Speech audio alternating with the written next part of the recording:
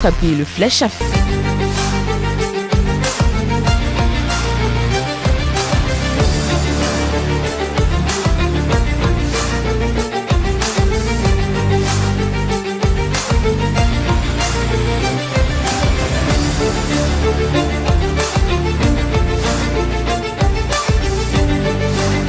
Restons dans l'écosystème de l'innovation avec un jeune Camerounais engagé et passionné de nouvelles technologies, investi dans ce domaine depuis plus d'une dizaine d'années. À l'époque, personne n'y croyait, personne n'y comprenait, mais alors absolument rien, et sans jamais se décourager malgré des dizaines de propositions restées lettres mortes. Développeur de projets numériques et innovants, Henri Essamé se raconte. A tout de suite.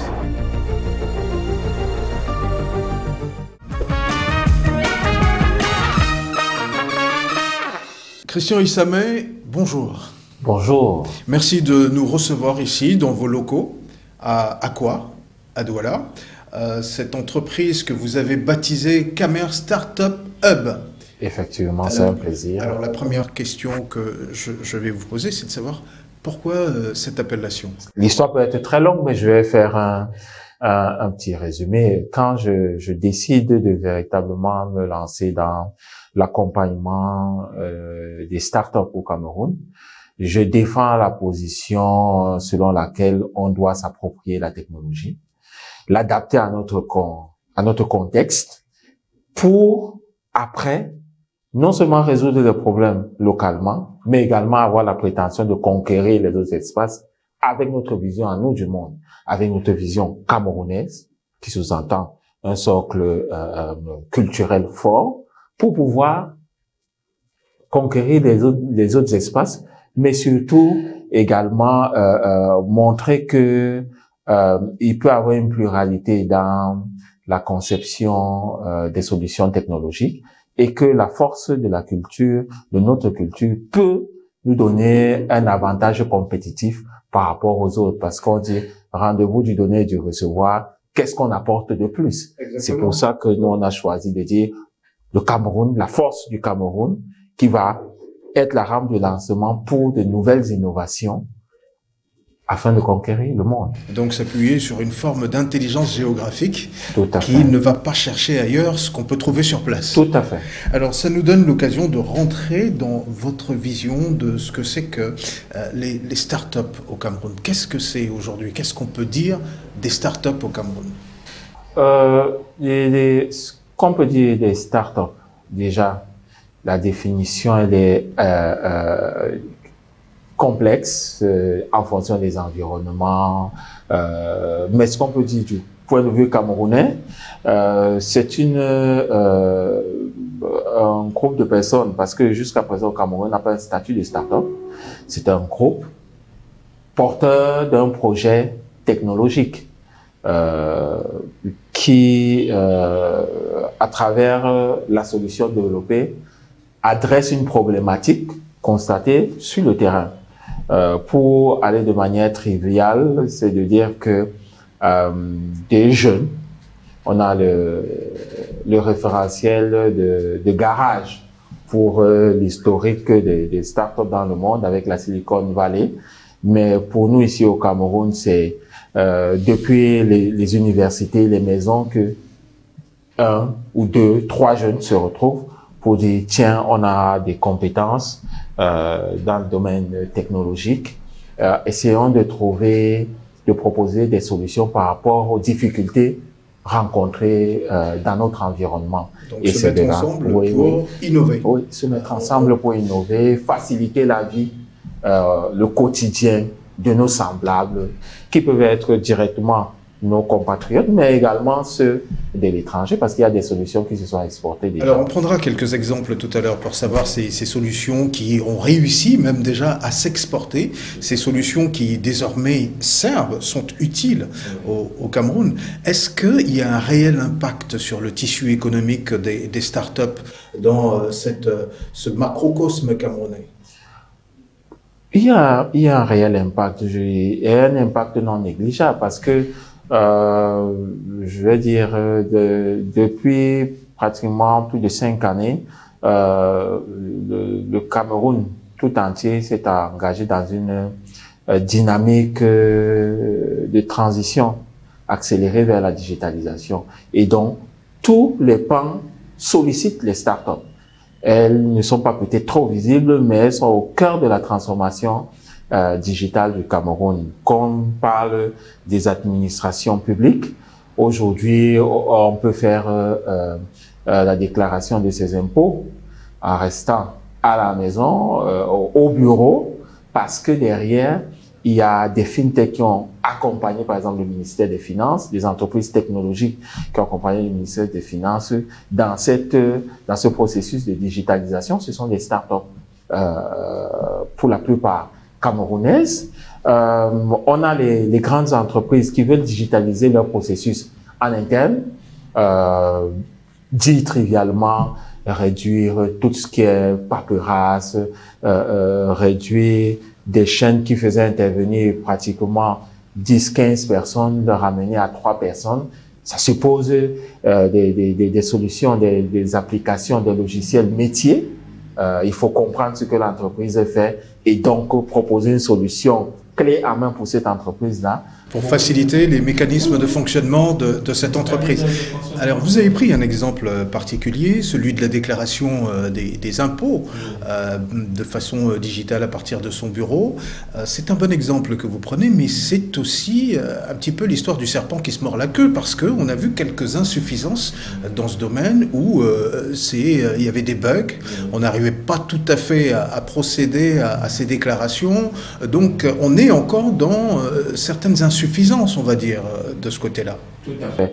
Je peux déjà rassurer votre public et vous rassurer également que c'est pas un problème de compétence. Parce que quand on apporte de l'innovation dans un environnement, il peut avoir des freins au changement, ce qui peut être normal. Et quand on parle, par exemple, du ministère des Finances, on peut imaginer les flux. À ce niveau, ça peut être des attaques. Ça peut être des attaques même de l'extérieur, ça peut être des hackers, parce que c'est vrai, il y a de l'innovation technologique, mais derrière, comme dans tous les domaines, il y a des personnes qui peuvent vouloir justement même revendiquer la paternité d'avoir réussi à hacker un système, peuvent attaquer des systèmes. Et pour ça, même si on développe tous les pare-feux nécessaires pour se prémunir, on va toujours trouver une petite faille. C'est ça qui cause des bugs. Le plus important, c'est de dire comment on réagit face à ces difficultés-là. Juste après, le système revient à la normale et ça fonctionne. Je disais tout à l'heure qu'on est dans un processus de transition. Donc, il y a encore du chemin à faire et en parcourant ce chemin-là, je pense qu'on va arriver à un processus abouti. En tout cas, tout est perfectible. Oui, tout est perfectible. On va le dire ainsi. Parlons, si vous le voulez bien, de solutions heureuses. Est-ce que vous en avez, que vous pouvez nous citer, des solutions qui ont été développées par des startups camerounaises? Et vous parliez tout à l'heure de certaines qui arrivent à s'exporter. Est-ce que vous pouvez nous en citer quelques-unes à titre d'exemple? Déjà des solutions qui ont pignon sur rue. Parfois, vous les utilisez sans le savoir. Vous avez AdouaPay. Quand vous allez vous déclarer vos impôts, c'est sur le système de Adoua. C'est une start-up camerounaise, plus précisément qui évolue dans un sous-domaine de l'écosystème de l'innovation qu'on baptise FinTech. Donc, ce sont des start-up qui développent des solutions pour l'environnement financier, que ce soit pour les banques, pour toute autre transaction financière. Donc, quand vous allez à Camaraï, ou tout simplement quand vous voulez réserver un bus en ligne, quand il faut payer, vous voyez que vous recevez un message, mais toute la technologie derrière, c'est une solution développée au Cameroun. Développée au Cameroun, par des jeunes Camerounais qui se déploient pour que votre réservation se passe en 2-3 minutes. Au niveau de l'international, on a la start-up, il y en a beaucoup. et je crains d'oublier cet autre, de faire des jaloux. Je peux citer une start-up comme Iwomi Technologies, qui est une start-up qu'on a accompagnée, qui a commencé dans notre espace coworking, qui aujourd'hui est installé à Bonamoussadi et qui vend ses solutions au Cameroun, en Afrique de l'Ouest, qui s'exporte et qui arrive à respecter ses engagements. Une bien belle réussite, alors. Tout à fait. On va à travers la solution, pour ne pas l'oublier, la solution Softailor. Et ils ont développé toute une gamme de solutions également dans le domaine de la finance qui est hautement appréciée localement et internationalement. Alors on peut dire que l'écosystème camerounais des startups est tout à fait bouillonnant et vivant. Quelles sont les difficultés qui sont rencontrées le plus souvent par ces jeunes entreprises? Oui, au niveau des difficultés, elles sont multiples. On va commencer par le cadre réglementaire, parce que toute activité doit être encadrée. Je salue déjà les efforts du gouvernement. Il faut dire que il y a un travail qui est fait. Aujourd'hui, par exemple, il y a au niveau des impôts un statut pour les startups qui, si elles adhèrent à un CGA, peut avoir une exonération sur 5 ans. C'est notable. Ça permet à la start-up de souffler, mais il reste que dans des domaines assez pointus, on a besoin de réglementation. Ce travail est en train d'être fait, mais c'est quand même un frein parce qu'à certains moments, on est rappelé par l'administration pour nous dire oui, vous allez à un certain rythme, mais faudrait penser à comprendre que dans notre environnement, tout n'est pas encore encadré. On peut pas vous laisser aller jusqu'à un certain niveau. Donc, le travail d'encadrement de l'activité des startups en fonction des domaines au niveau du législateur, on souhaite que ça aille encore un peu plus vite. Donc, c'est un frein qui parfois nous empêche de déployer un certain nombre de technologies ici au Cameroun. Le deuxième frein, la rareté du financement. Les canaux traditionnels peinent encore à financer l'innovation au Cameroun. Quand je parle de canaux traditionnels, si on parle financement, on va directement penser aux banques, on va penser aux microfinances. Et là, ce n'est toujours pas évident. Et pourquoi? Ils n'y croient pas? Ils n'y comprennent rien? Pas qu'ils n'y comprennent rien, mais ça n'obéit pas au modèle traditionnel de l'entreprise. Qui doit partir avec un capital de départ. On parle ici des projets qui peuvent juste être logés dans un ordinateur et qui, avec des projections, ont des ambitions de faire des chiffres énormes, ce qui n'est pas faux des fois, mais qui, pour capital, n'ont que l'apport en industrie. Et donc, dans ce contexte-là, ça ne répond pas, qui n'ont pas de garantie à offrir, parce que si on veut solliciter, voilà, le risque est trop grand. Voilà, le risque est trop grand et ils ne franchissent pas le pas. Ils ne franchissent pas le pas et c'est le principal challenge, parce qu'en face de nous, la concurrence, elle est rude. Il y a sous d'autres cieux des business angels qui sont communément acceptés dans ces environnements-là. Ici, ça commence à peine. À date, je pense qu'on a 2 associations de business angels au Cameroun. Des business angels, ce sont des personnes qui sont capables de financer, qui prennent des risques. Et voilà, et avec justement un fort taux d'échec, de financer une start-up avec un fort taux d'échec, en se disant, OK, je pense que ça peut marcher, je mets mon argent, mais je ne me limite pas à mettre mon argent. Pour donner toutes les chances à cette start-up de réussir, je mets mon carnet d'adresse également. Je mets même parfois mes compétences au service de ces jeunes-là. Pour accompagner. Pour accompagner. Donc, la rareté du financement. Heureusement, il y a dans notre concours qui, à bien des égards, peut également constituer un piège. Il y a beaucoup de concours aujourd'hui d'innovation. Ce qui fait que Les jeunes, pour avoir des fonds d'amorçage, vont participer à ce challenge-là. Ça va d'1 million à pratiquement 15 ou 20 pour certains concours. Là, ils ont des fonds d'amorçage qui leur permettent de développer, de quitter du prototype qu'ils ont élaboré tout seuls avec de petits moyens à une solution finale qui peut faire son go-to-market et commencer à rentabiliser l'activité. Pour terminer notre échange avec vous, Christian Issamé, une question qui intéressera certainement plus d'un. Comment fait-on pour créer une start-up? Ok. Le parcours que nous, on va dire, qu'on conseille, je vais décliner par étapes. La première étape pour toute personne qui voudrait se lancer dans l'innovation, c'est commencer à réellement observer son environnement.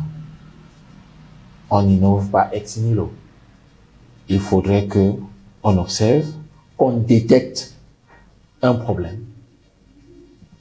ou des problèmes pour envisager des solutions. Exactement. Qui pertinentes. Ça, c'est la première étape. On détecte, on observe, on détecte des problèmes, on envisage des solutions, donc on développe des idées. La deuxième étape, on élabore l'idée. Dans l'élaboration de l'idée, je veux briser un tabou ici. Généralement, on dit, je ne vais pas dire dans l'ancienne technologie comme quelqu'un, mais avant, la question du secret de l'entreprise était une question centrale. Ça reste dans la start-up, mais au niveau de l'idée, on conseille de discuter avec son environnement, son entourage, parler de l'idée pour valider.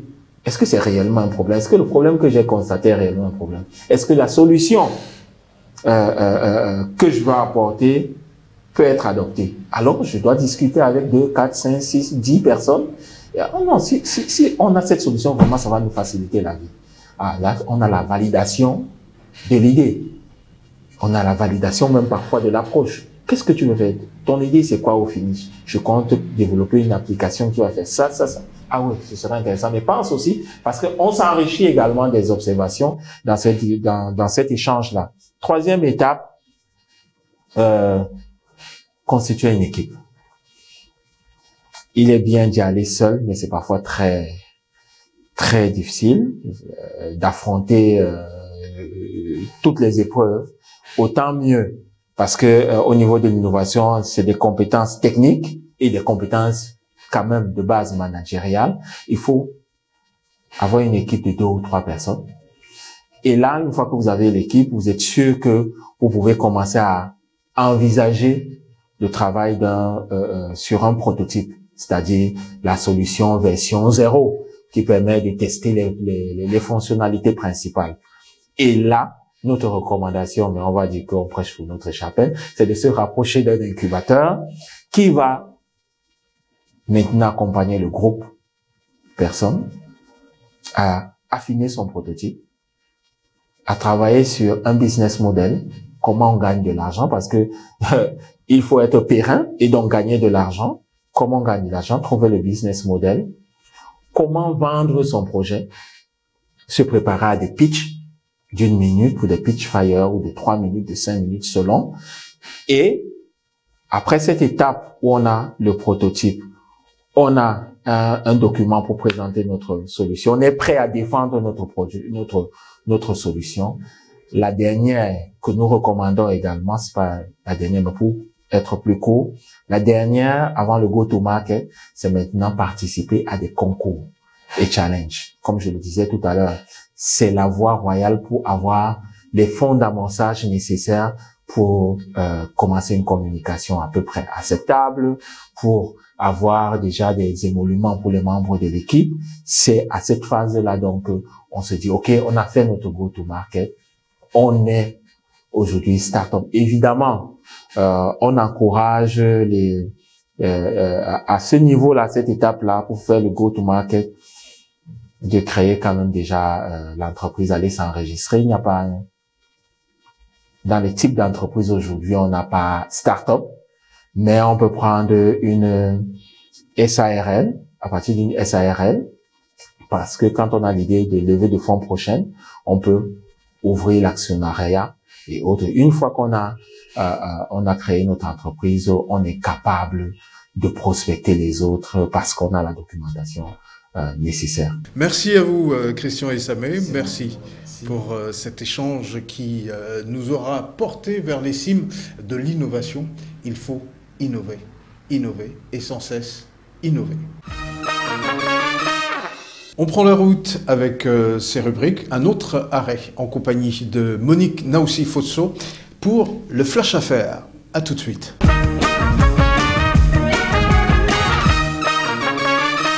Célestin Tawamba est désormais le boss de la Société du Grand Moulin du Cameroun et de la Société Le Grand Moulin du Phare au Congo.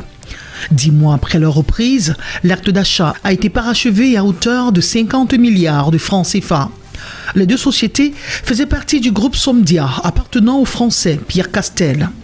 Avec ses nouveaux portefeuilles, Cadiz Group de Célestin Tawamba détient le monopole de la minoterie au Cameroun avec 40% du marché. Selon Célestin Tawamba, cette acquisition est le point de départ d'un chapitre nouveau, porteur d'opportunités inédites pour ses équipes. Célestin Tawamba est par ailleurs président du GECAM, le groupement des entreprises du Cameroun. Un nouvel emprunt pour apurer la dette et financer le développement. Pour le faire, Paul Biya autorise un endettement supplémentaire de 930 milliards de francs CFA. Le ministre des Finances Léopold Motazé est donc mis en mission sur les marchés financiers tant à l'intérieur qu'à l'extérieur. Un emprunt qui s'ajoute aux 200 milliards autorisés en mai dernier par Paul Biya. Un recours pour faire face aux opérations de trésorerie.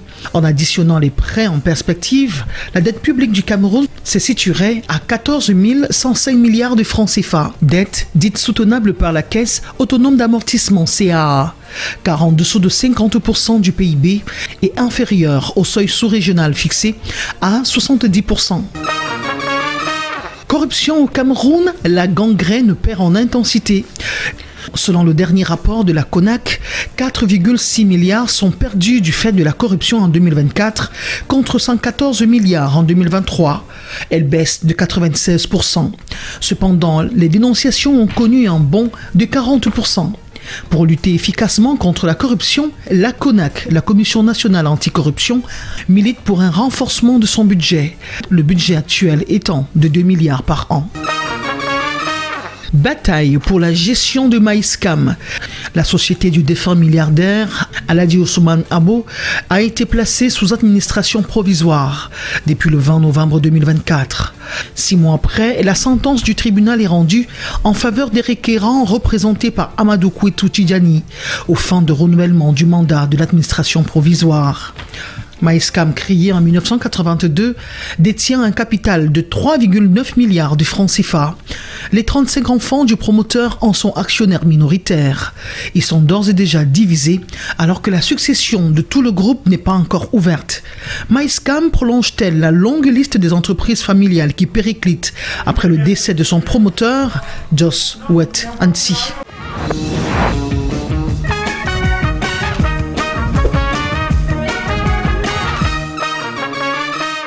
On prend la route, deuxième édition se poursuit toujours à bord de ce véhicule magnifique qui est le T1 de Jetour, une pure merveille de technologie propulsée par un moteur TGDI turbo-compressé de 2 litres qui développe 252 chevaux pour une vitesse maximale de 220 km à l'heure. Une belle prouesse pour un 4x4. Et il faut dire que ce véhicule propose différents modes de conduite, notamment un mode de sport, un mode économique, un mode tout-terrain, ou terrain boueux, terrain rocailleux. Il est très à l'aise, mais également un mode autoroute qui vous garantit une sécurité absolument exceptionnelle avec une structure corporelle sûre, dotée d'une carrosserie en cage d'acier soudée au laser pour répartir efficacement les forces d'impact sur l'ensemble du véhicule. Le T1 de Jetour marque des points.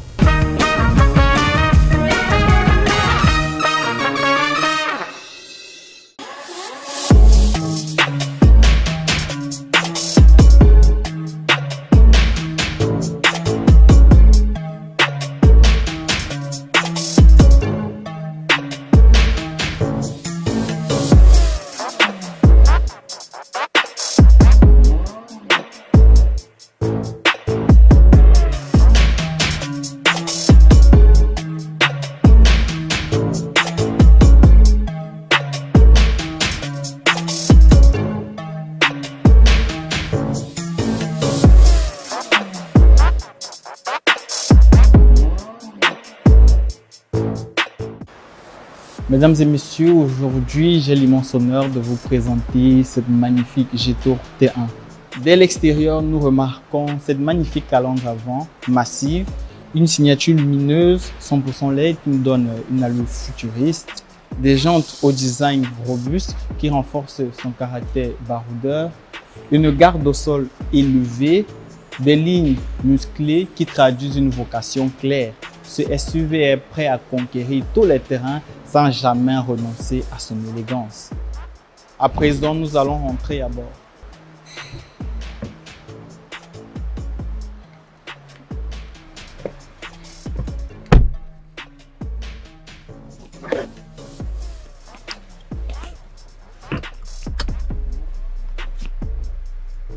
L'intérieur du G-Tour T1, c'est un véritable chef-d'œuvre. Dès l'ouverture des portières, on est accueilli par un univers raffiné où technologie et confort s'allient parfaitement. Un grand écran tactile de 15 pouces et une instrumentation numérique immersive qui place le conducteur au cœur de l'action. Le toit ouvrant, panoramique, qui inonde la cabine de lumière, créant une sensation d'espace unique. Le siège au design premium sont chauffants et ventilés, offrant au conducteur un confort digne des segments supérieurs.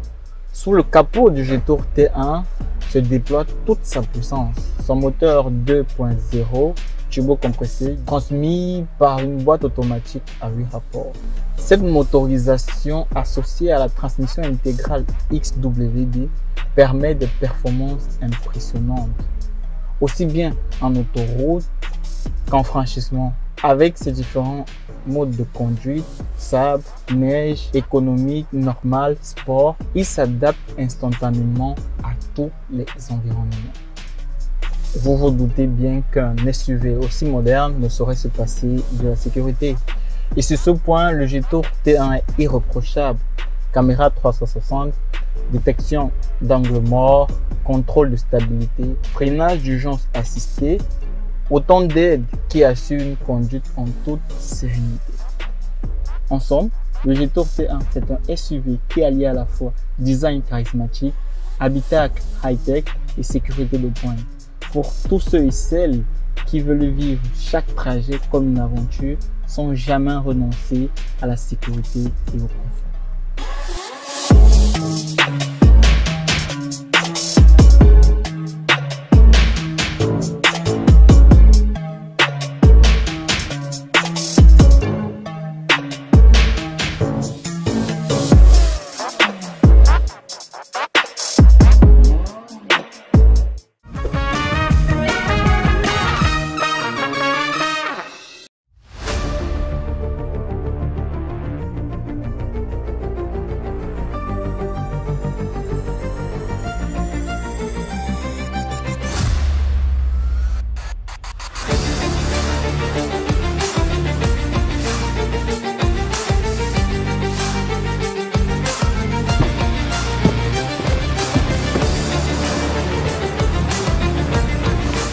Toujours dans cet univers de l'innovation, on entend souvent parler de start-up, c'est un mot qui revient. Mais qu'est-ce que c'est qu'une start-up?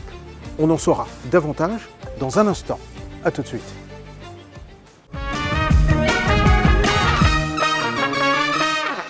Confortablement installé en compagnie de Serge Armel Dijou, qui est le manager de l'Agence universitaire de l'innovation, nous allons parler de start-up. Serge Armel, bon après-midi. Merci Eric, enchanté d'être en votre compagnie. Mais merci d'accepter notre invitation parce qu'on se pose souvent la question de savoir ce que c'est qu'une start-up. C'est un mot que l'on entend un peu partout, une appellation qui ne revêt pas toujours tout son sens. Donc on vient à bonne source pour se renseigner sur ce que c'est qu'une start-up. Alors une start-up en fait c'est une organisation temporaire qui cherche le business model pour viabiliser une innovation. C'est-à-dire quand vous innovez, personne ne sait si ça va marcher. Vous-même, vous ne savez pas si ça va marcher. Vous pouvez avoir des présomptions. La phase de start-up, c'est la phase pendant laquelle vous cherchez qui est le client, est-ce qu'il est prêt à payer le prix pour que ça continue. Vous cherchez en fait le modèle économique qui va rendre l'innovation viable. Une fois que vous avez le modèle économique, ben, ça devient une entreprise qui roule, qui a trouvé son marché, qui a trouvé son créneau, qui a trouvé sa cadence. Alors il faut dire que le terme start-up est vraiment quelque chose de ponctuel, hein. C'est-à-dire on n'est pas start-up ad vitam aeternam. Justement, j'ai bien dit temporaire. Oui, mais Le temps que on trouve. Ah bon, mais ça peut durer. Il y a des entreprises qui pivotent tout le temps. Pivoter, ça veut dire, comme ils cherchent le modèle économique, ils essayent comme ça, ils essayent comme si, ils modifient le produit, ils modifient la stratégie commerciale. Si les investisseurs y croient toujours qu'il y a quelque chose au bout, on continue à investir, ce n'est toujours pas une entreprise parce qu'en fait, ils se cherchent toujours. Ça peut prendre 5-10 ans, mais c'est quand même des exceptions. Mais ça peut être aussi une, on va dire, une start-up permanente dans le sens où il y a toujours de l'innovation dans cette entreprise. Dans ce cas-là, elle reste start-up tout le temps de son existence. Oui, dans certains métiers, le marché est tellement volatile et avec des ruptures si rapides qu'on est presque obligé d'être en permanence dans la configuration start-up. Mais quand même, pour faire des chiffres d'un certain niveau, il faut à un moment donné stabiliser un modèle économique. Vous faites bien de parler de chiffres, parce que ça, c'est une des questions essentielles. Comme on aime à le dire, c'est le nerf de la guerre. Dans votre cas, comment est-ce que vous avez procédé? Parce qu'on parlera évidemment de ce dans quoi vous faites. Comment est-ce que vous avez procédé pour obtenir les financements? Alors, quand j'ai développé donc, par exemple, la couveuse de Natal,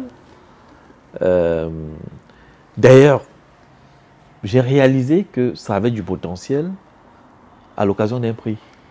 C'est-à-dire, je suis allé normalement à une compétition d'innovation au Cameroun qui s'appelle le GSIC et j'ai gagné le prix de l'innovation du chef de l'État pour l'innovation. Donc, il y a eu cette attention médiatique qui a fait qu'on a pris conscience qu'on avait un produit qui méritait un développement commercial.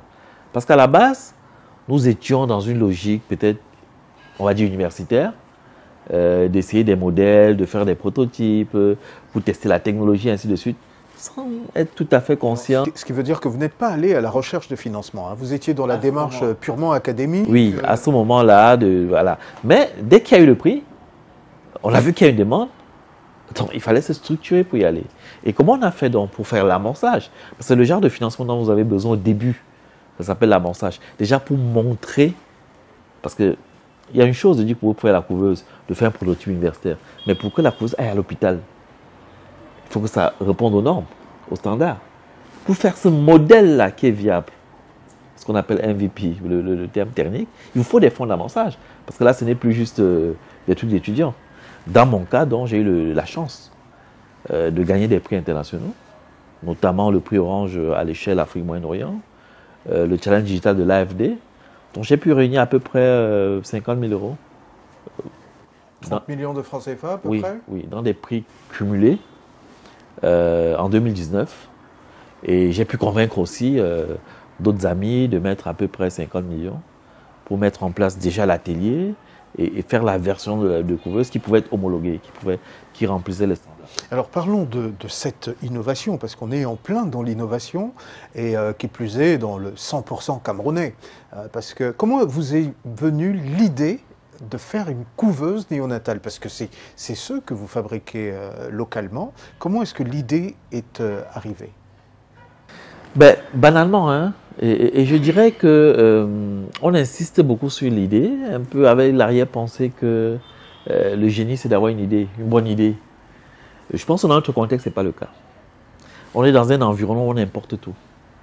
Vous pourriez fabriquer le fer à repasser, vous pouvez fabriquer la cuisinière, on peut tout fabriquer, il y a de la place. Ce qui est compliqué, c'est de le faire réellement et pratiquement. Je suis convaincu que les Camerounais pensent tout le temps à fabriquer des tas de choses. Mais passer de l'idée à l'action, c'est ça qui est compliqué. Si on prend par exemple les couveuses, quand je m'en suis intéressé, quand je suis allé par exemple pour des questions de brevet, j'ai bien vu qu'il y a au moins 6 Camerounais avant moi qui ont fabriqué des couveuses à l'échelle prototype. Donc, mon histoire, elle est singulière, mais je tenais quand même à dire que on est dans un environnement où l'idée n'est pas la chose la plus rare. Tout est à faire. Je suis arrivé sur la couveuse parce que je faisais l'incubateur à œufs solaires. mon idée à Tchang où j'étais, c'est de faire un incubateur, parce que là-bas c'est une zone avicole, un incubateur qui fasse qu'on ne perde pas les poussins. Maintenir la température. Pendant 21 jours, parce que souvent il y a rupture de coût d'électricité au 17e jour, vous perdez tout. Donc c'était un problème que je voulais résoudre et qu'on a résolu en faisant l'incubateur œuf solaire. Et pendant qu'on le faisait, il y a eu donc un drame au Cameroun, une certaine dame Kimi. On s'est réveillé un matin au Cameroun, on avait une actualité brûlante d'une dame qui a perdu 5 bébés à l'hôpital central et tout ça. Voilà. Donc, suivant ça, je me suis dit, mais enfin, on dit couveuse, ça ressemble un peu. Quelle technologie particulière il y a derrière ça pour qu'on soit dans une telle indigence? Et c'est là où je m'intéresse à la chose. Je ne suis pas du corps médical du tout. Donc, je vais regarder les normes, je vais regarder la littérature scientifique sur cet appareil-là qui fait tant défaut. Et je me rends compte que c'est plus ou moins, c'est vrai, plus compliqué que pour les poussins, mais il s'agit quand même d'une régulation thermique aussi. Et je me dis pourquoi pas. Alors, régulation thermique, pour arriver à la fabrication de... C'est un objet, il y a quand même une matière première. Où est-ce que vous la prenez, la matière première, les éléments qui constituent... C'est une enceinte que vous pouvez fabriquer avec, à la limite, n'importe quoi. Hein. Le premier prototype, on le faisait juste avec la tôle. Parce que quand on dit régulation électronique, c'est dans une enceinte permettre à un médecin d'imposer une température indépendamment de la température ambiante. Donc par l'électronique et par un apport contrôlé de chaleur et d'humidité, arriver à faire que le nourrisson ait dans une enceinte la température et l'humidité souhaitée. Donc à la limite, ça peut être n'importe quoi, ce n'est pas quelque chose d'extraordinaire. Mais comme le médical a des contraintes, on ne peut pas faire avec n'importe quoi. Donc dans notre environnement, ce que nous avons trouvé, c'est un alliage d'aluminium pour faire le châssis, et puis une matière qui s'appelle le plexiglas, mais un plexiglas très particulier, qu'on appelle l'acrylique, parce que les plexiglas ordinaires ont tendance, avec la chaleur, à perdre la clarté. On a trouvé le matériau qui existe déjà dans notre environnement, hein, qui est importé peut-être, mais qu'on trouve dans les quincailleries. Ah, mais c'était ça l'objet de la question, de savoir s'il était possible d'arriver à la conception totale avec du matériel trouvé localement. Alors, même pour faire votre maison, vous achetez des profilés d'aluminium. Même comme on a l'alumine, le profilé souvent vient de Chine. Alors, on comprend que c'est une innovation, le besoin était criard. Vous avez répondu à ce besoin partant de tout à fait autre chose, c'est-à-dire que c'était destiné aux poussins pour commencer, et vous avez shifté pour revenir rendre service aux hôpitaux. À la base, je veux dire, on est d'abord sur une régulation électronique de la température et de l'humidité. Mais vous vous doutez bien que, s'agissant des nourrissons, il y a d'autres préoccupations quand on rentre dans le médical. Même la vitesse de circulation de l'air, même l'étanchéité acoustique.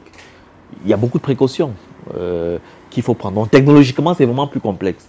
Mais la trajectoire intellectuelle, ce qui m'a amené dans cette question de régulation électronique de la température, c'était les incubateurs œufs. Ce que je voulais relever, c'est que je n'ai pas abandonné l'incubateur œufs pour faire le... J'en fais toujours de temps en temps, les incubateurs œufs solaires. Mais j'ai pris l'opportunité pour faire un autre produit. Et même après la couveuse, j'ai fait d'autres produits. On parlera des autres produits par la suite. Mais pour ce qui est de la couveuse néonatale, comment est-ce que ce produit camerounais se comporte aujourd'hui dans notre pays? Alors, on a la fierté de dire que tous les départements du Cameroun ont quelques unités des couveuses Made in Cameroun fabriquées par nous. Je pense que sur le marché aujourd'hui, sur le parc des couveuses qu'il y a, on est la plus grosse marque. On doit être à plus de 150 couveuses sur le marché. Est-ce que vous êtes lancé dans la sous-région Afrique centrale pour commencer dans l'idée d'une exportation de ce produit? Justement, et quand on parle de start-up aussi, c'est tous ces enjeux-là. Comment rendre viable? Parce que quand vous avez une équipe technique, quand vous avez des machines, un loyer, ainsi de suite, vous avez des charges fixes très lourdes. C'est ça la difficulté avec le hardware. C'est-à-dire que quand c'est technologie, quand vous êtes commercial, vous pouvez faire des coûts. Aller acheter un truc, revendre, ainsi de suite. Mais quand c'est le hardware, vous avez beaucoup de capacités figées, dont la voilure est lourde. Donc il vous faut un volume de commandes pour tenir. Et ça, c'est un challenge qui est très compliqué. Qu'est-ce qui vous manque? Et du coup, l'horizon doit être international. Est-ce qu'il y a quelque chose qui vous manque aujourd'hui pour véritablement, on va dire, lancer à l'international cette innovation 100% camerounaise? En considérant qu'on a trouvé le bon business model au Cameroun, il faudrait le dupliquer dans une dizaine de pays. Aujourd'hui, on évalue à 1 million d'euros ce qu'il faudrait pour frapper vite, fort, parce que la technologie n'attend pas. Même la concurrence arrive. Même les Chinois peuvent nous copier. Donc quand vous avez une fenêtre d'opportunité, où vous avez développé quelque chose d'original, qui prend dans un environnement précis, et comme l'environnement en question est le même sur toute l'Afrique subsaharienne, c'est 500 000 morts, hein, les bébés prématurés en Afrique subsaharienne. C'est-à-dire une ville comme Bafoussam qui s'efface. Donc c'est terrible. On a la solution. Vous avez parlé de fenêtre d'opportunité, Voilà. J'achète complètement l'expression. Il faut la saisir. Alors dans cette fenêtre d'opportunité, est-ce que vous avez pensé, alors la question peut paraître bateau, à vous rapprocher des banques? Les banques ne sont pas du tout outillées pour accompagner ce genre de démarche, à moins que vous n'ayez beaucoup d'immobilier à disposition En garantie. pour garantir une masse d'argent pour y aller. Trouver des gens dans la logique du capital risque qui vous accompagnent pour aller à la conquête de l'Afrique avec ce genre d'idées, malheureusement chez nous c'est très compliqué.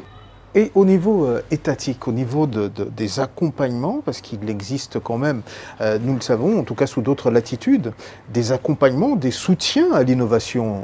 Est-ce que dans le cas du Cameroun, il n'y a pas d'organisation étatique, gouvernementale qui accompagne ce type d'action? Alors il y a une multitude d'initiatives, mais je le vis à mon niveau comme du saupoudrage.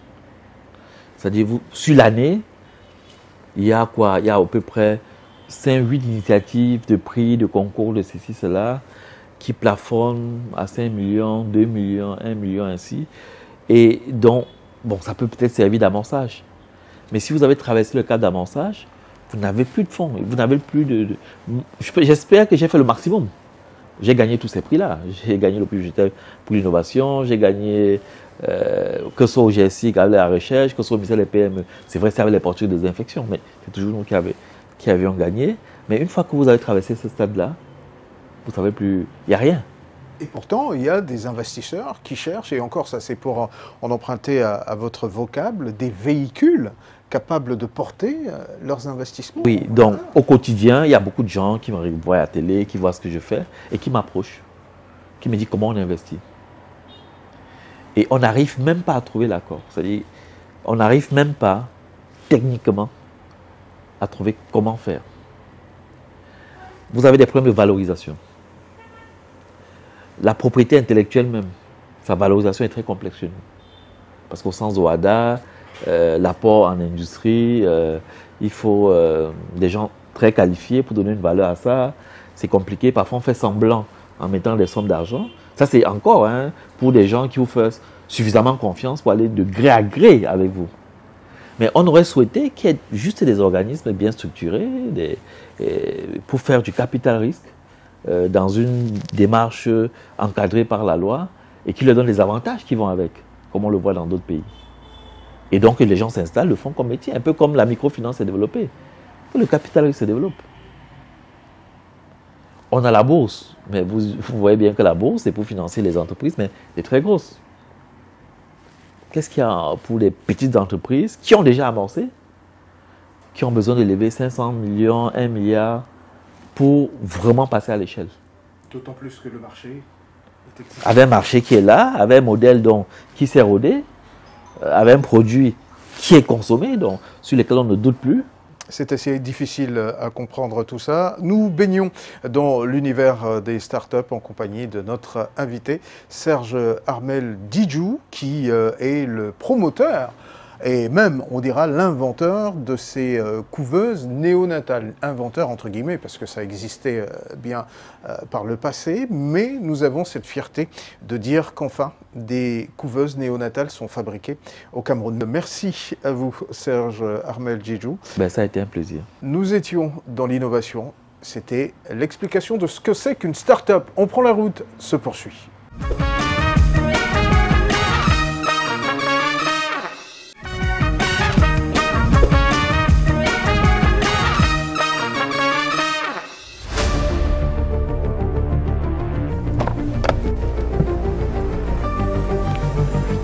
On prend la route sur Canal 2 International se poursuit avec, sur l'instant, on parle de high-tech. A tout de suite.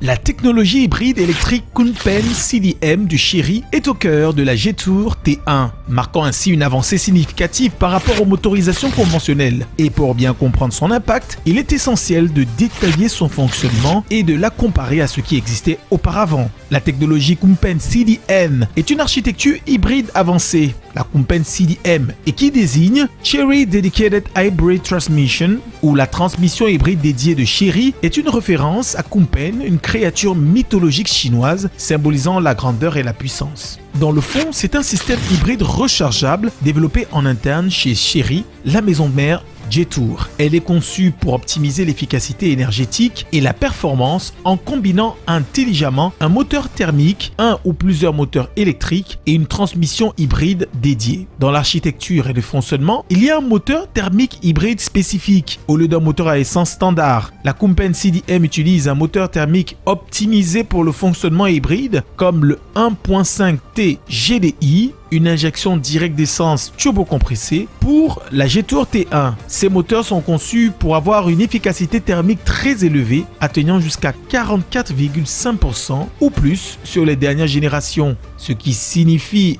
qu'une plus grande partie de l'énergie du carburant est convertie en mouvement plutôt qu'en chaleur perdue. Et ensuite, le moteur électrique. Le système intègre un ou plusieurs moteurs électriques puissants. Dans le cas de la T1 hybride par exemple, la version à 2 roues motrices peut avoir un seul moteur électrique, tandis que les versions à 4 roues motrices peuvent en avoir plusieurs, un à l'avant, l'autre à l'arrière. Ces moteurs fournissent une propulsion instantanée et silencieuse. Et puis, il y a la transmission hybride dédiée. C'est un élément clé. Contrairement aux boîtes de vitesse automatiques traditionnelles ou au DCT, la DHT est spécifiquement conçue pour gérer les flux de puissance entre le moteur thermique, les moteurs électriques et les roues. Elle permet de multiples modes de fonctionnement, série parallèle, pour maximiser l'efficacité à différentes vitesses et charges. En somme, la technologie Kunpeng CDM transforme la Jetour T1, un SUV potentiellement énergivore, en un véhicule à la fois puissant, extrêmement autonome en carburant, respectueux de l'environnement et offrant une expérience de conduite nettement plus raffinée et polyvalente. C'est une illustration claire de la manière dont l'innovation propriétaire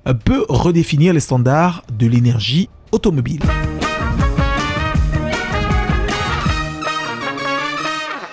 L'entreprise Sky Motors dispose des pièces de carrosserie. Nous avons par exemple les ailes, les rétroviseurs, les miroirs, les verres de portière et les rétroviseurs avant-arrière. Et concernant les T1, nous avons pratiquement toutes les pièces disponibles.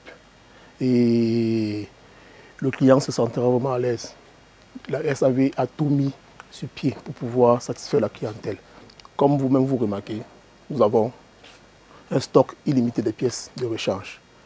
Et le conseil que je peux apporter par rapport à l'utilisation d'une voiture T1, c'est que le véhicule T1 est équipé d'un système de sécurité au niveau 2, c'est-à-dire d'aide au stationnement, lecture d'écran et capacité d'observation de 360 degrés. Avant l'arrêt complet du moteur, vous devez appuyer automatiquement sur le bouton parking avant de couper le moteur. Cela préserve la boîte et ça permet à ce que tous les composants puissent revenir normalement avant l'arrêt complet du moteur. Pour un bon suivi du moteur, il va falloir effectuer des entretiens périodiques régulièrement chez nous à Sky Motors, car nous possédons des pièces d'origine autorisées par le constructeur. Nous possédons une garantie de 4 ans et les garanties sont comme suit. Les garanties ne sont pas sur les consommables. Les garanties sont sur les pièces qui sont censées mettre un peu plus long. Il n'y a pas de garantie sur les plaquettes de frein, il n'y a pas de garantie sur les filtres, mais la garantie peut se trouver au niveau du moteur. Si on se rend compte que votre moteur a des problèmes et que on ne peut pas résoudre sur place, ou on se rend compte que c'est un moteur, c'est un problème de constructeur, le moteur sera remplacé à l'immédiat. Et nous avons les pièces en stock pour pouvoir remédier à ce problème. Chez Sky Motors Company, nous avons des pièces de rechange carrosserie pour toutes nos marques et aussi pour les T1. Comme par exemple, nous avons là les ailes posées et les pots de phare. Chez Sky Motor Company, la garantie court 4 ans sur 100 000 kg jusqu'au moteur. Peu importe le problème que vous avez sur votre véhicule, le service SAV est prêt à résoudre.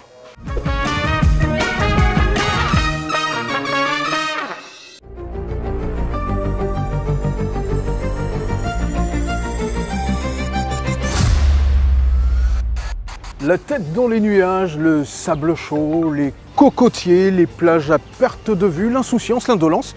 Vous l'aurez compris, on prend la route cap sur Kribi, dans le département de l'Océan, région du Sud, pour y rencontrer notre invité avec ce véhicule, le T1 de Jetour, propulsé par un moteur turbo-compressé.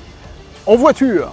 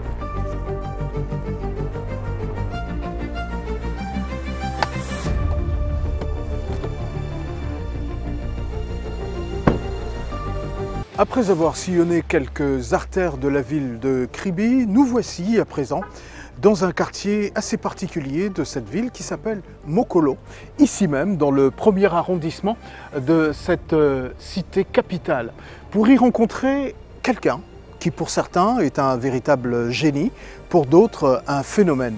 Il est informaticien et pas n'importe lequel. Il a fait parler de lui à travers la planète tout entière, premier Africain ou à tout le moins un des premiers Africains à être recruté chez Microsoft. Avec lui, nous parlerons de la digitalisation du continent africain. Il s'appelle Jacques Bonjao, c'est un scientifique, un informaticien de renom. Nous ferons le tour de la question de la modernité et surtout de l'arrimage du continent africain. Il nous en dira davantage dans quelques instants, lui qui a pris pour cheval de bataille la digitalisation du continent africain. A tout de suite.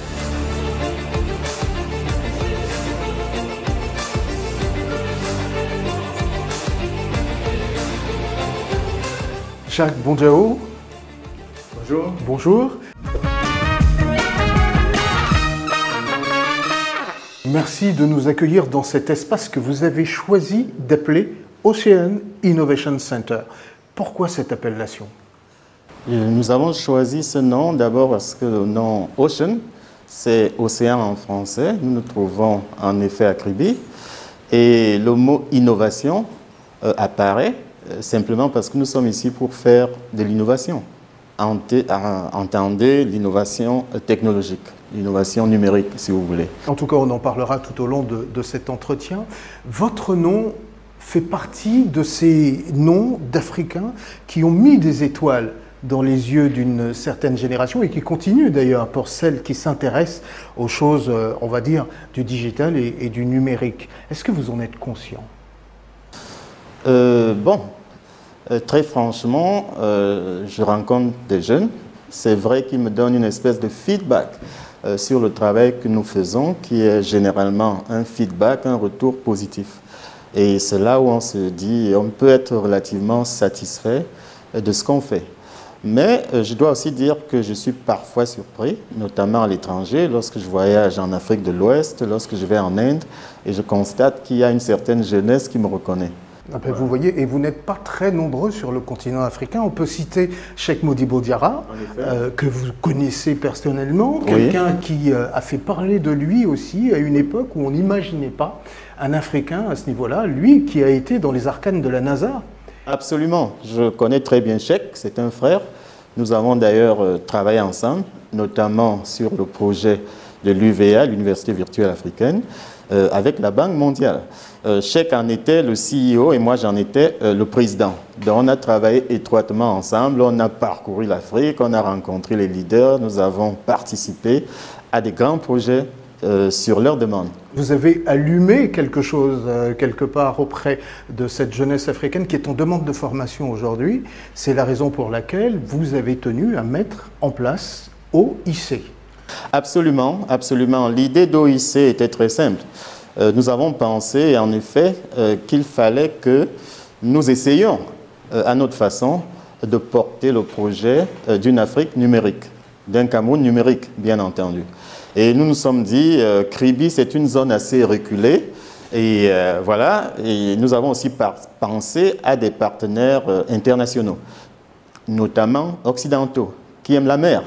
Nous nous sommes dit, si nous installions à Kribi, on pourrait peut-être faire venir des amis, des partenaires pour qu'on puisse travailler ensemble pour porter ce projet. Parce que la question se posait bien de savoir pourquoi Kribi et pas un pôle attractif comme Douala ou Yaoundé. Je suis quand même un familier de Kribi, je dois d'abord dire ça. J'ai beaucoup visité Kribi, j'y ai passé beaucoup de temps et c'est une ville que j'aime beaucoup. Et peut-être que tout à l'heure vous allez nous faire découvrir un côté de cette ville que nous ne connaissons pas. Mais bon, je l'espère. On en parlera tout à l'heure avec vous. Mais pour en savoir davantage sur votre parcours, cet amour, cette volonté qui vous anime de transmettre, d'où est parti le besoin de s'orienter dans le domaine de la science et de l'informatique en particulier? Bon, c'est vrai que c'est une très bonne question. D'abord, je voulais être médecin, ou en tout cas mon père voulait que je sois médecin. C'était un peu la mode à l'époque, on entendait parler des grands médecins comme le docteur, le professeur René Essomba, que je n'avais jamais rencontré, mais à la maison, à table, on parlait déjà de ce grand médecin. Donc la médecine était la vocation, pour ainsi dire, rêvée de mon père. Mais par la suite, j'ai estimé que je n'avais peut-être pas le bon tempérament pour devenir médecin. Parce que la médecine, notamment la chirurgie, qui m'a toujours impressionné, ça va très vite. Si vous imaginez un accident et qu'il y a du sang, il faut faire tout pour sauver le patient. Ça veut donc dire qu'il faut avoir une certaine forme de sang-froid. Je ne parle pas de courage, je ne suis pas en train d'insinuer que je manque de courage, mais il faut une forme de courage que je n'ai pas. Et surtout, je ne voulais pas des métiers où l'irréparable, pour ainsi dire, peut être commis. Alors qu'avec le métier d'ingénierie, d'une manière générale, c'est un métier de recul. Et il y a toujours une solution. Et il y a toujours une solution. Ça peut prendre du temps, mais il y a toujours une solution. Je vais vous donner un exemple. L'un des projets les plus complexes sur lequel nous avons eu à travailler, c'était le projet de Windows 2000 lorsque j'étais à Microsoft. C'est quand même un projet qui a pris 5 années, 5000 ingénieurs, 32 millions de lignes de code. Vous vous imaginez? Mais au terme de ces 5 années, nous avons pu porter ce projet-là. En médecine, on n'a pas forcément l'opportunité de faire. En tout cas, quand on vous entend parler, on sent une véritable passion dans ce que vous faites. Vous aimez ce que vous faites. Alors, vous êtes allé à l'encontre de la volonté du père pour faire jaillir cette envie personnelle. Et comment l'informatique s'est présentée devant vous? D'abord, je dirais que pour rendre hommage à mon père, d'autant plus que c'est le centenaire de sa naissance qui commence cette année, j'ai peut-être pris une décision qui allait contre sa volonté, comme vous le dites, mais en même temps, c'est lui qui m'a fait. C'est-à-dire que je ne serais rien sans lui. Il m'a donné, comment on pourrait dire, il a pu transmettre en moi, je crois, des valeurs qui me semblent fondamentales. Et ce sont ces valeurs qui m'ont véritablement guidé. Maintenant, l'informatique était une science en pleine expansion. Ça l'est toujours, mais à l'époque où je commence l'informatique, il n'y a pratiquement pas de machine. On ne pouvait pas faire des TD en informatique parce qu'il n'y avait pas de machine pour les étudiants. On se partageait à la limite une seule machine. Mais le côté qui me passionnait, c'était le fait que ça vous poussait de vous renouveler en permanence, pour ainsi dire. Ça change très vite. Pensez à un produit comme Android. On est toujours en train de faire des mises à jour pratiquement tous les jours. Beaucoup d'utilisateurs ne savent pas. Et ce sont des produits d'une très très grande complexité. Et moi, j'aime bien la complexité. J'aime la complexité, pas pour le goût morbide de tout ce qui est compliqué uniquement, mais parce que ça permet un challenge, ça permet de travailler dans la durée, Et ça permet d'avoir des résultats relativement importants. Et il y en a qui, quand ils parlent de vous, crient au génie, qui pensent que vous êtes quelqu'un d'absolument hors du commun. Est-ce que vous avez fait un test de QI? Non, je n'ai pas fait de test de QI et je dirais que l'expression génie est peut-être exagérée. Si je suis un génie, ça veut dire que la plupart de mes compatriotes sont des génies, tout aussi. On n'en connaît pas beaucoup qui ont votre parcours, notamment le passage à Microsoft. C'est vrai, mais je vous ai dit que j'ai été encadré dès mon très jeune âge par mon père. Ça a tout de même servi à quelque chose. C'est pour ça que moi, je voudrais transmettre. Je voudrais, d'une certaine façon, restituer à la société ce que j'ai reçu, notamment de mon père. Il y avait ma mère aussi, mais mon père a joué un rôle véritablement fondamental.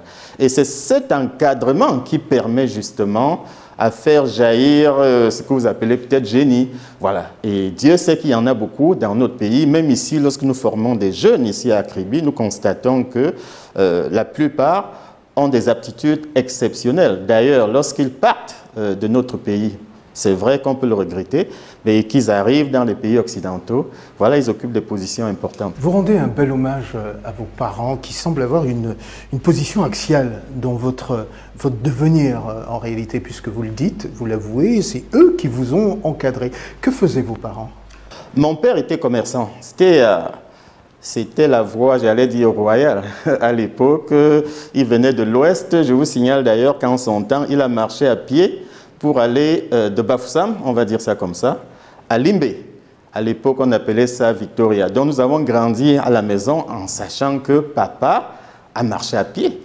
Tout fils de princesse qu'il était, mais il a marché à pied de Bafoussam à Limbé, histoire d'une vie meilleure, bien évidemment. Donc il faisait du commerce. Et il a commencé à faire de l'hôtellerie, etc. Donc essentiellement, il serait ce qu'on appelle simplement un homme d'affaires. Un homme d'affaires qui a pensé que ses enfants devaient faire autre chose. Vous pensez que vous seriez médecin, vous êtes devenu l'informaticien de génie que vous êtes. Vous avez une fratrie de combien? Nous sommes très nombreux, je vais vous le dire. Et ça peut paraître paradoxal. Effectivement, dans la famille, les parents nous poussaient à faire des études. Voilà. Ils nous poussaient à faire des études. On peut penser que le fils d'un commerçant va, par la force des choses, devenir commerçant. Ce n'était pas le cas dans notre famille. Pourtant, chacun mettait la main à la pâte. Nous nous levions à 4 heures du matin, on travaillait avec mon père, ma mère. Et je dirais même que j'ai souvent une boutade qui consiste à dire que je suis tombé dans le travail dès ma naissance. Donc, je ne savais pas que je travaillais. Je ne regarde pas le travail comme une corvée, je ne regarde pas le travail comme une punition. Voilà l'environnement dans lequel nous avons grandi. On l'a dit tout à l'heure, vous êtes un passionné, donc vous faites ce que vous aimez et vous aimez ce que vous faites. C'est peut-être l'occasion pour nous de rentrer dans une phase particulière, on va dire charnière, de votre vie. D'ailleurs, vous en avez commis un ouvrage, Mes années Microsoft, pour employer le vocable tel qu'il se doit d'être. Qu'est-ce que vous en tirez? L'ouvrage a été conçu comme une réponse à l'interrogation des jeunes gens qui me croisaient et me demandaient comment est-ce que vous avez fait, comme vous l'avez demandé tout à l'heure, pour avoir une position aussi importante à Microsoft. J'ai estimé qu'il fallait tenter d'expliquer cela pour que les jeunes gens ne pensent pas que c'est quelque chose qui n'est pas à leur portée.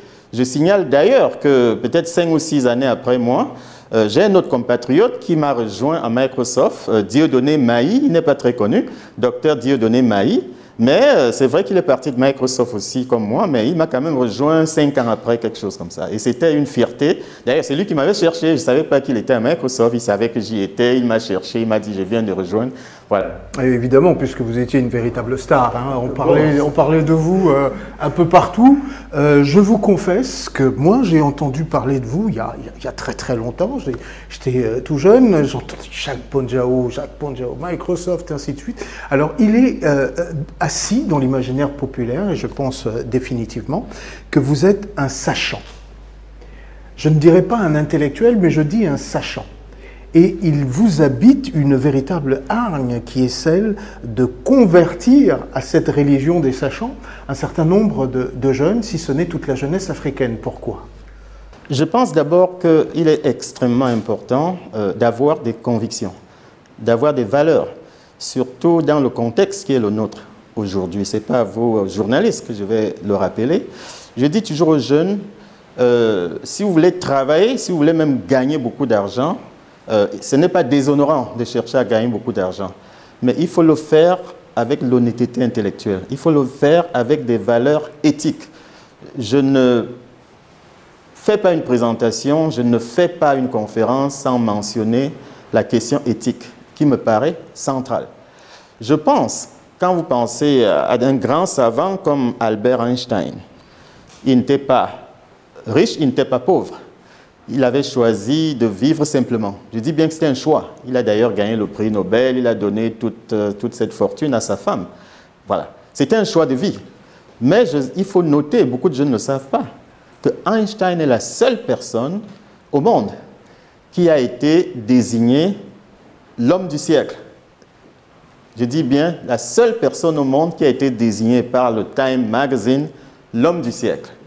Voilà quand même une gloire qui transcende les générations. Aujourd'hui, on parle encore d'Einstein. On parle de sa participation à la construction de la bombe atomique.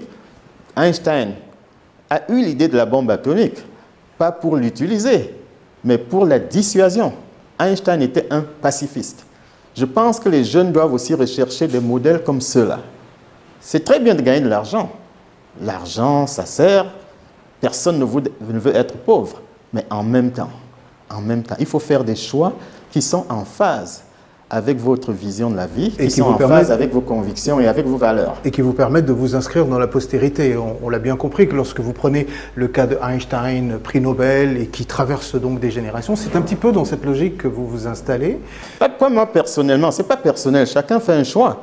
Je suis d'accord avec vous, il y en a qui s'installent dans la postérité, il y en a qui finissent dans la poubelle, même avec toutes les richesses, passez-moi l'expression, même avec toutes les richesses qu'elles ont pu engendrer. Il y en a dans des familles, peut-être même la mienne d'une certaine façon, lorsque papa n'est plus là, l'héritage, pour ainsi dire, commence à disparaître.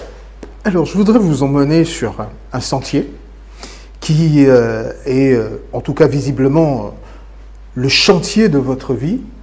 Vous parlez d'Internet, une chance pour l'Afrique. Vous dites même, quelque part, que sans cette digitalisation du continent, le continent serait perdu. Oui, je le confirme. D'ailleurs, l'avenir nous a donné raison, parce qu'à l'époque, je n'étais pas seul à porter cette vision. Vous avez cité Cheikh Modibo Diarra, mon frère Cheikh Modibo Diarra, qui avait travaillé à NASA. Nous avons pensé ça ensemble. D'ailleurs, vous verrez que c'est lui je lui avais demandé... Il a fait la préface. Il a fait la préface du livre. Il m'a fait l'honneur de faire la préface de ce livre. Le livre a été écrit en 2002. Ça veut dire que ça fait plus de 23 ans aujourd'hui, mars 2002. Et tout de suite, lorsqu'il est sorti, j'avais été invité au Sénégal, un pays dont je suis aussi très familier, par le président sénégalais qui avait beaucoup aimé le livre, il avait entendu parler de ça. Et c'est à partir de ça, ça a été la base pour une collaboration fructueuse avec le président sénégalais qui, à l'époque, s'efforçait de porter un projet. Vous parlez du président Wade. Du président Wade, Abdoulaye Wade. Il s'efforçait de porter un projet, il appelait ça de solidarité numérique. Bon, ça fait donc 23 ans que le livre a paru. Il se trouve qu'aujourd'hui, non seulement il est encore d'actualité, mais le téléphone portable qui avait été évoqué dans ce livre comme une technologie qui serait en pleine expansion dans l'avenir, a plutôt explosé en Afrique. Et je suis très agréablement surpris de voir non seulement le nombre de portables dont nous disposons dans notre continent, dans notre pays, mais son utilisation. C'est-à-dire qu'on peut encore arroser les Africains de portables. À l'époque, personne n'était sûr qu'ils en auraient la capacité, c'est-à-dire la capacité d'utiliser. Eh bien, vous voyez que nos grands-mères, même dans les villages aujourd'hui, sont en train d'utiliser les portables pour appeler leurs fils, leurs filles à l'étranger. Dans le fond de la pensée de cet ouvrage, Internet, une chance pour l'Afrique, est-ce que vous ne dites pas, à travers ce livre, qu'il y a comme l'occasion pour l'Afrique de rattraper son retard par le biais justement de la digitalisation? Eh bien, c'est précisément ce que nous disons. Et c'est plus encore avec l'intelligence artificielle qui a pris un envol absolument incroyable. C'est ce que nous disons, en effet. Nous avons, avec deux de mes collègues, dont un Burkinabé, un Sénégalais, nous avons fait une lettre à l'intention des chefs d'État et des chefs de gouvernement africains. À l'instar, toute proportion gardée, à l'instar de la lettre qu'avait faite Einstein et le physicien Lizard, à l'intention du président Roosevelt. Eux, c'était à propos des dangers de la bombe atomique que l'Allemagne hitlérienne serait en train de mettre en place. Et nous, en effet, nous avons voulu nous inspirer de cette lettre d'Einstein pour dire aussi au gouvernement africain, soyez prêts, soyons prêts. Donc pour sonner le tocsin, bien sûr, l'alarme du retard, bien sûr, du retard, surtout en termes de... Nous savons très bien que l'intelligence artificielle permet de faire des merveilles, pour ainsi dire. Mais en même temps, nous savons tous, tout le monde a conscience des dangers de l'intelligence artificielle. Alors quels sont les retours de cette interpellation des dirigeants africains? Quelle est leur perception de la place que devrait occuper cette digitalisation? Bon, disons que la lettre en elle-même a été quand même assez bien reçue, assez lue, notamment dans Cameroun Tribune, qui nous a fait l'amitié de la publier, et à l'étranger aussi, puisque ça concernait les Africains.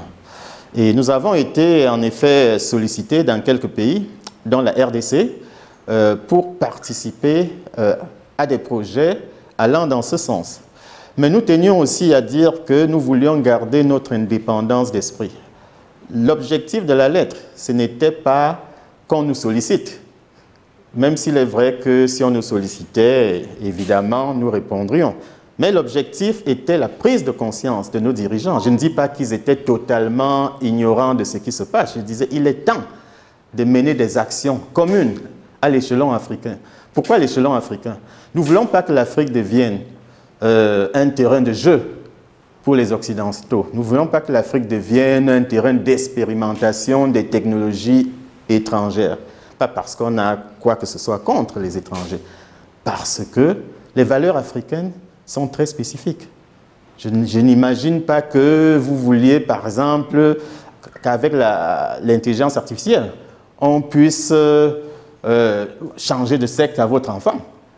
Aujourd'hui, on a certains pays, que je ne citerai pas, en tout cas des pays étrangers, qui sont disposés à faire ce genre de choses. Et je dis, nous devons dire non. Raison pour laquelle notre présence à l'international est primordiale.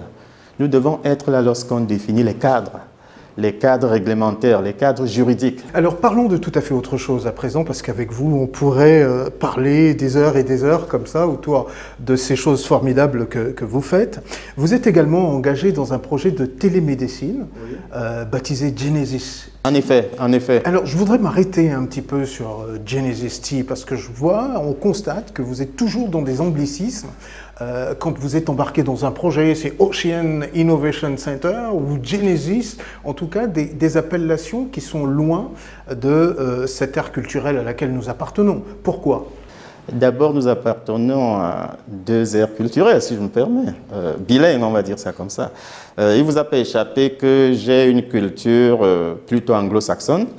Et j'ai tendance, d'ailleurs, ce n'est pas que moi, tout ce qui est technologie a tendance à utiliser beaucoup plus l'anglais que le français. Je conseille d'ailleurs à ceux qui veulent réussir, pour revenir à votre question tout à l'heure, de maîtriser l'anglais. C'est fondamental. Maintenant, pour revenir à Genesis, c'est un projet de télémédecine que nous avons lancé avec l'aide à l'époque du MINEPAT. C'était le ministre Louis-Paul Motazé qui a d'ailleurs inauguré le bâtiment dans lequel nous sommes. C'était en 2017. C'était en 2017 voilà. Et je tiens à lui rendre hommage et bien évidemment à tous ses collaborateurs qui ont participé à cette grande aventure. Le projet a été très bien perçu dans notre pays, ça a même très bien marché. Sauf que, et là on revient à votre question initiale, nous avons eu un souci majeur. C'est celui de la connexion, de la connectivité, à savoir Internet. Ça nous coûtait extrêmement cher. Ça nous coûtait extrêmement cher. Contrairement, nous pensions Nous pensions que oui, au départ, nous savions que l'Internet serait cher, mais nous pensions qu'il y aurait une évolution beaucoup plus favorable dans la durée. Il faut quand même être honnête de dire que ça n'a pas été le cas. Nous sommes l'un des pays qui est très en retard en matière d'Internet. Et lorsque je pense à des pays comme le Bénin, comme le Sénégal, en tout cas les pays d'Afrique de l'Ouest, ils ont une avance considérable. C'est pas normal. Est-ce que vous nous faites l'aveu d'une faiblesse particulière qui retarde le projet Genesis au Cameroun? Oui, en effet, je fais l'aveu parce que qui dit télémédecine dit Internet. Le pilier de la télémédecine, c'est Internet. Parce qu'il faut connecter les villages. Et dans les villages, il faut utiliser l'Internet satellitaire, vous vous en doutez, ce n'est pas le câble. Alors ça nous donne l'occasion d'expliquer, il est important de revenir là-dessus parce que les termes sont sacrés, télémédecine. Expliquez-nous le mécanisme, qu'est-ce que c'est exactement? Mais écoutez, comme l'indique le nom télé, c'est-à-dire la distance, c'est-à-dire que vous pouvez être dans des zones reculées où on ne bénéficie pas aussi facilement des soins comme si vous étiez à Yaoundé ou à Douala, mais à distance, vous êtes à une grande distance, vous connectez donc à travers la technologie. Moi, je ne suis pas médecin, je tiens à le dire. Et restons dans votre actualité, c'est-à-dire Ocean Innovation Center, qui a donc choisi de former, de transmettre un savoir à la jeunesse. Quel est le projet exactement? À quoi mène Ocean Innovation Center? En fait, vous parlez de savoir, mais ce n'est pas un savoir qui se confine, on va dire, à la théorie. Non, c'est un savoir, disons, opérationnel. Nous voulions, lorsque nous avons mis ce projet sur pied, faire en sorte que la jeunesse puisse créer ce qu'on appelle des start-up, c'est-à-dire des petites entreprises à grand potentiel qui utilisent beaucoup le numérique, et ainsi créer des emplois. Ainsi créer des emplois pour notamment résorber le chômage, des emplois qualifiés bien évidemment, pour notamment résorber le chômage dans notre pays. C'est ça l'idée. Nous avons théorisé cette idée et nous l'avons mise en pratique. Et je dirais même que nous sommes, en termes de résultats, nous sommes relativement satisfaits. Alors, on parle dans ce domaine, excusez-moi de vous interrompre parce qu'il y a beaucoup de choses qui foisonnent, on parle dans ce domaine d'incubateur. L'idée d'incubation, c'est la même chose que le bébé qui est dans le ventre de sa mère et il y a une période d'incubation. C'est la même chose ici. On se dit, vous êtes en phase d'apprentissage, vous n'avez pas encore... tout le savoir même, si vous voulez, tout le savoir managérial aussi, parce qu'il faut aussi gérer l'entreprise une fois qu'elle est créée. Donc on vous encadre, on vous accompagne jusqu'à ce que vous puissiez décoller. Passez-moi l'expression, mais c'est le mot consacré, vous puissiez décoller. Alors quel profil attend-on à Ocean Innovation Center?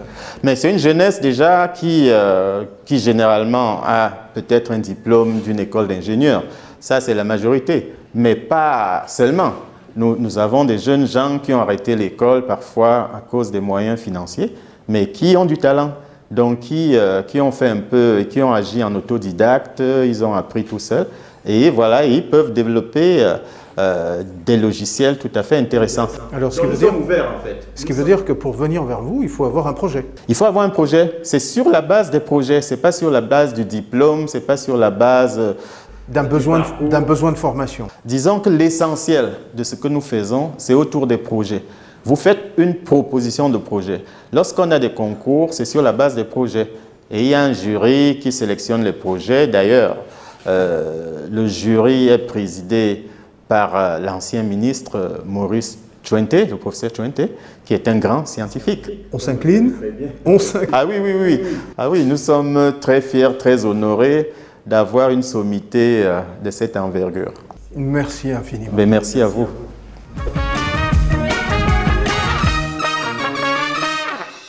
Pour moi, c'était magnifique. Tout à fait. Je me suis enrichi de pas mal de choses. Je suis content de vous connaître. Mais moi aussi. À la vérité. Aussi, vraiment très heureux de vous connaître. C'est un plaisir. Je ne suis pas loin de ce qu'on disait. Vous êtes formidable. Merci. Merci. Et bonne continuation. À très bientôt. Merci.